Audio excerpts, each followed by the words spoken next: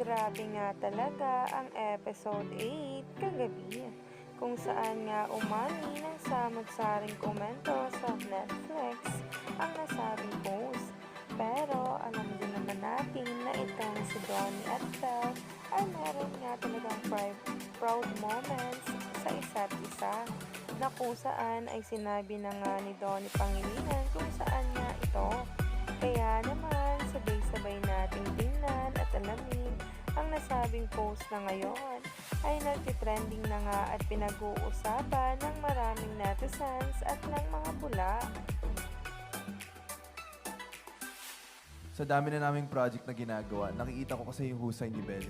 Parang mas nadidiscover ko na kaya pa pala niyang maging mas mahusay. Ang galing na parang akala ko na, since she's already been in the industry for quite some time, ever since she was a kid, na parang alam nila yung craft niya, yung atake niya, ganun na lang. Pero hindi kasi she always surprises me and everyone with the performances she gives. So yun, siguro more of a surprise to me na yung mga binibigay niya sa mga eksena, kayang-kaya niya yung pang maging mas magaling and mas mag-exert pa ng ibang atake. So, yeah.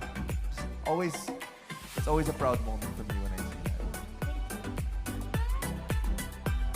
Grabe naman talaga ang mga pasabog ngayon tungkol sa Gondel. Literal na nga talaga na kinakikiligan ngayon at hook na ang maraming netizens sa galing ng dalawa.